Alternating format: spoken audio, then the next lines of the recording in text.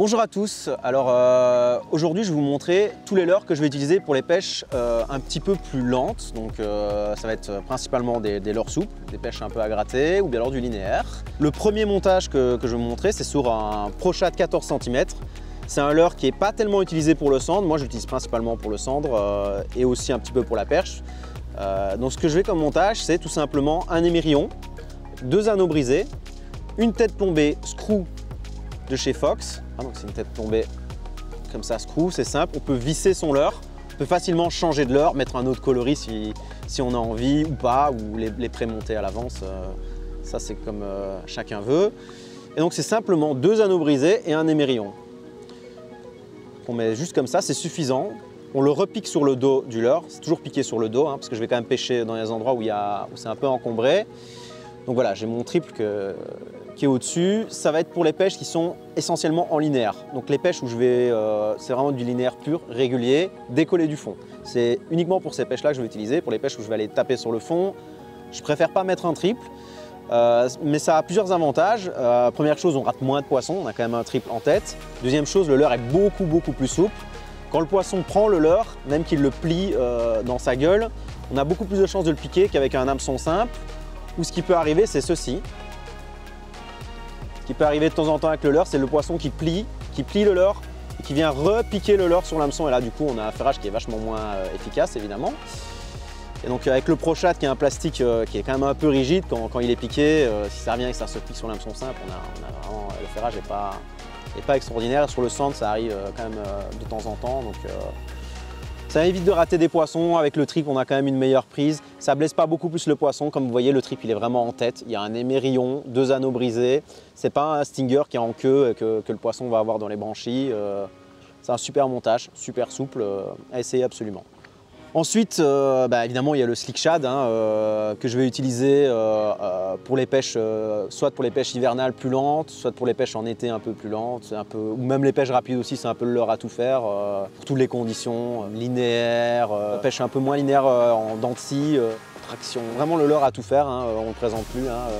Le Slick Finesse, le petit nouveau, que je vais utiliser soit pour des pêches pas tellement en verticale, donc ce sera soit pour des pêches pareil en dents de scie à gratter avec des animations un peu agressives, soit ou alors du linéaire pur, régulier, même qui n'ait pas de vibration, ça ne me gêne pas du tout pour faire du linéaire, donc c'est vraiment du linéaire, sans aucune animation, aucun coup de sion, rien du tout. Ça peut très bien fonctionner, surtout en hiver quand il fait très froid.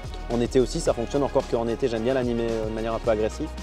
Mais en hiver, quand il fait extrêmement froid, qu'on a les premières gelées, linéaire pur, sans aucun coup de sion, rien du tout, très efficace.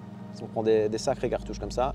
Ensuite, pour tout ce qui est un petit peu créature et tout ça, que je vais utiliser moi plus pour la perche, il y a la Swing Ball de chez Striking. Donc là, c'est une tête plombée articulée en tungstène. On peut changer facilement l'hameçon dessus, il y a un petit clip comme ça dessus. On change l'hameçon. Voilà, essayez d'utiliser des hameçons qui ont quand même une grande ouverture, un gros œillet, c'est mieux, ça a plus de liberté. Après, ça fonctionne bien avec tous les hameçons.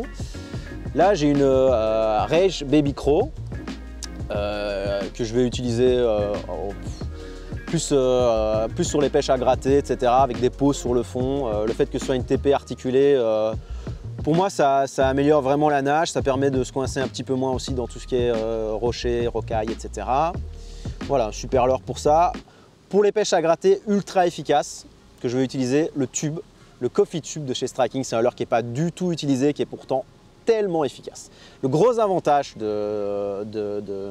tube par rapport à une tête plombée classique, c'est que la plombée, elle va être interne. Donc le leurre, il fait aucun bruit. Quand il va gratter sur le fond, il fait aucun bruit. L'autre avantage, c'est quand on va passer pour tout ce qui est structure, petits cailloux, etc., qu'on va remonter au-dessus, ça va être plus naturel de remonter au-dessus d'une structure dure avec un plastique qui est mou, avec une tête plombée qui ne vient pas se coincer, avec un pont qui ne vient pas se coincer dans les rochers, etc., dans les bois morts et tout.